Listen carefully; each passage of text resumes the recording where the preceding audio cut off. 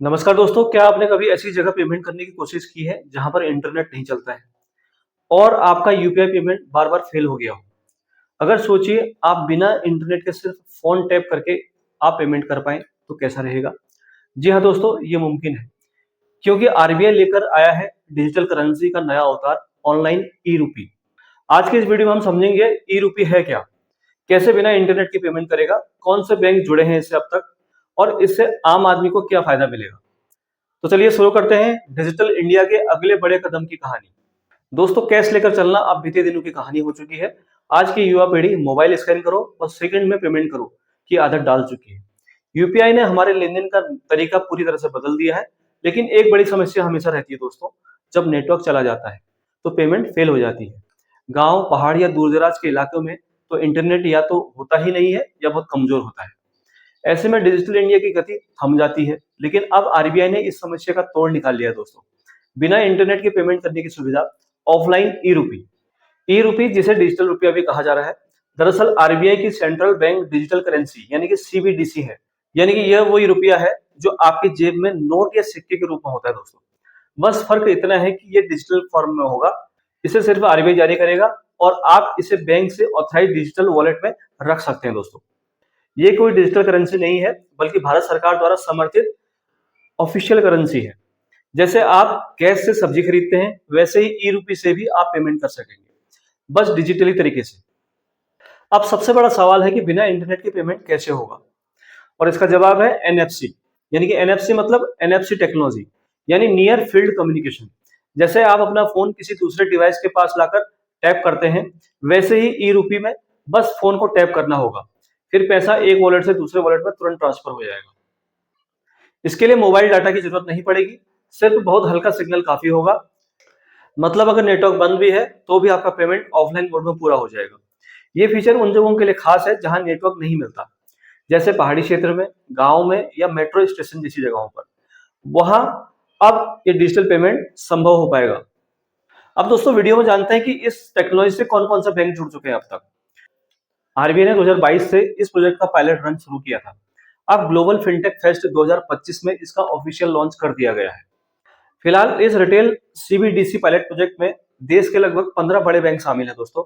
वो बैंक हैं state bank of India यानी कि SBI, HDFC bank, ICICI bank, axis bank, Kotak Mahindra bank, union bank of India, bank of Baroda, yes bank, IndusInd bank, Punjab national bank, federal bank, Karnataka bank और कुछ अन्य bank भी शामिल हैं इसमें दोस्तों। इन बैंकों के डिजिटल वॉलेट एप्स के जरिए आप ई रूपी इस्तेमाल कर पाएंगे दोस्तों। और खास बात यह है इसमें कि इसमें कोई चार्ज भी आपको देना नहीं होगा, कोई मिनिमम बैलेंस की जरूरत आपको नहीं होगी, और अगर आपका फोन खो भी जाए, वॉलेट को फिर से रिकवर किया जा सकेगा। अब इसके अगले टॉपिक की बात करते हैं दोस्तों, सुरक्षा और भरोसे की गारंटी।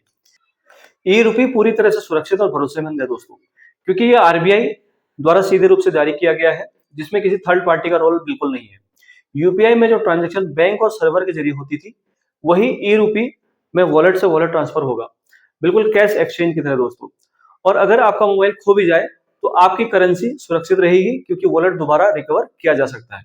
दोस्तों, ई रूपी में एक जबरदस्त फीचर और है, वो है प्रोग्रामेबिलिटी। मतलब अगर आप या सरकार यह तय कर सकती है कि वॉलेट में रखे पैसे का इस्तेमाल किस काम के लिए किया जाएगा, जैसे ये पैसा सिर्फ किसान सब्सिडी के लिए उपयोग हो या सिर्फ शिक्षा या स्वास्थ्य के लिए खर्च हो। ये फीचर पहले से ही कुछ सरकारी योजनाओं में इस्तेमाल हो रहा है दोस्तों, जैसे गुजरात की जी फसल योजना और आंध्र प्रदेश की दीपम 2.0 योजना, जहां एलपीजी सब्सिडी को सीमित रूप के लिए ई रूपी में दिया जाता है। इससे सुनिश्चित होता है कि सरकारी पैसा सही जगह पर खर्च हो और कोई इसका गलत इस्तेमाल ना कर सके। अब बात करते हैं कि आम लोगों को इससे क्या फायदा मिलेगा। तो पहला फायदा मिलेगा वो है बिना इंटरनेट के भी आप पेमेंट कर पाएंगे दोस्तों। जैसे गांव, पहाड़, खेत, ऐसे इलाके में भी अब डिजिटल पेमेंट संभव हो पाएगा। दूसरा फायदा है बैंक अकाउंट की जरूरत नहीं। ई रूपी वॉलेट से सीधे ट्रांजेक्शन कर सकते हैं दोस्तों आप, या बिना बैंक अकाउंट के भी इसमें डिजिटल रूप से आप पेमेंट कर सकते हैं। तीसरा इसका फायदा है सुरक्षित और फास्ट पेमेंट, क्योंकि ट्रांजेक्शन सीधे आरबीआई वॉलेट से होता है, इसलिए सुरक्षित भी है और इसका फास्ट पेमेंट भी होगा इससे। चौथा इसका फायदा है फ्रॉड के मामले कम होंगे, क्योंकि डेटा और ट्रांजेक्शन दोनों ही एंटी क्रिप्ट होंगे दोस्तों। पांचवा है इसका फायदा, कैश की जरूरत आप खत्म होगी, एटीएम की लाइनें घटेंगी और डिजिटल इकोनॉमी बढ़ेगी। दोस्तों ई रूपी का ग्रोथ रेट देखकर आप हैरान रह जाएंगे, क्योंकि मार्च 2025 तक इसका सर्कुलेशन 1016 करोड़ रुपए तक पहुंच गया है, जो पिछले साल सिर्फ 234 करोड़ था। यानी कि 2 साल में लगभग 180% की इसमें वृद्धि हुई है। और अब तक लगभग 70 लाख यूजर्स इस डिजिटल करेंसी इकोसिस्टम से जुड़ चुके हैं। ये आंकड़े दिखाते हैं कि भारत कितनी तेजी से डिजिटल इकोनॉमी की ओर बढ़ रहा है। दोस्तों जहां एक और यूपीआई ने कैश की जरूरत को खत्म कर दिया है, वहीं अब ई रूपी ने इंटरनेट की जरूरत को भी खत्म कर दिया है। दोस्तों ये भारत के फिनटेक रिवॉल्यूशन का अगला बड़ा कदम है। हालांकि शुरुआत में कुछ लोगों को नई तकनीक समझने में दिक्कत आ सकती है, लेकिन एक बार जब ये अपनाया जाएगा तो पेमेंट करना पहले से ज्यादा आसान, तेज और सुरक्षित हो जाएगा। तो अब जब भी आप सुने टैप एंड पे विद ई रूपी, तो समझ जाइए कि डिजिटल इंडिया का नया चैप्टर शुरू हो चुका है। तो अगर आपको जानकारी इन्फॉर्मेटिव लगी हो तो वीडियो को लाइक करें, दोस्तों के साथ शेयर करें, और चैनल पर अगर नए हैं तो सब्सक्राइब करना ना भूलें, ताकि आपको ऐसे ही शानदार टेक और फाइनेंशियल अपडेट मिलते रहें। मिलते हैं फिर से एक नई वीडियो के साथ, तब तक के लिए नमस्कार, वंदे मातरम।